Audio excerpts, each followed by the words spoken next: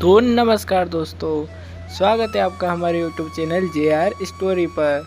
आज फिर हम आपके लिए लेकर आ गए हैं एक और नई कहानी जो आपको देगी जीवन में एक और नई सीख। दोस्तों, कहानी बहुत ही मज़ेदार होने वाली है, इसलिए इस वीडियो को पूरा देखें। तो चलिए शुरू करते हैं। चोर को इंसाफ चाहिए। एक समय की बात है, एक गांव में एक चोर चोरी करने के इरादे से एक घर की खिड़की तोड़ने की कोशिश कर रहा था। तभी अचानक कमज़ोर खिड़की उसके पैर पर गिर गई और चोर घायल हो गया। अगले दिन वह चोर न्याय की गुहार लेकर राजा के दरबार में पहुंचा।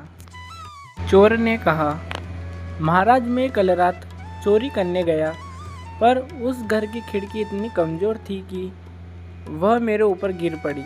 मुझे इंसाफ चाहिए। मूर्ख राजा ने चोर की बात सुनकर तुरंत मकान मालिक को बुलाया। मकान मालिक ने डरते हुए सारा दोष सुतार पर डाल दिया कि उसने इतनी कमज़ोर खिड़की डाली जिस कारण यह चोर घायल हो गया। जब सुतार को बुलाया गया तो उसने चतुराई से कहा, महाराज, मेरा दोष नहीं है, उस सुंदर स्त्री का दोष है जो लाल घाघरा पहनकर वहाँ से गुजरी, जिसे देखने के चक्कर में मेरा ध्यान भटक गया। राजा ने तुरंत उस स्त्री को बुलवाया। स्त्री ने सारा इल्जाम दर्जी पर लगा दिया कि उसने घाघरा इतना सुंदर बनाया कि सबका ध्यान उसकी ओर खींचा चला गया। मूर्ख राजा ने दर्जी को फांसी की सज़ा सुना दी, लेकिन जब उसे फांसी के फंदे पर ले जाया गया तो दर्जी लंबा था और फंदा छोटा था।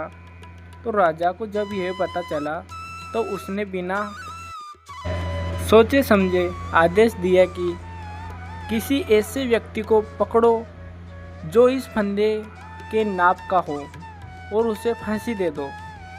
सैनिक के निर्दोष छोटे दर्जी को पकड़ लाए। जब जनता ने देखा कि राजा की मूर्खता से किसी बेगुनाह की जान जा रही है तो उन्होंने एक योजना बनाई। भीड़ में से हर कोई चिल्लाने लगा, मुझे फांसी दो, मुझे फांसी दो। राजा हैरान रह गया और इसका कारण पूछा। लोगों ने कहा, महाराज, आज का दिन इतना शुभ है कि जो आज फांसी चढ़ेगा वह सीधा स्वर्ग जाएगा और अगले जन्म में महान सम्राट बनेगा।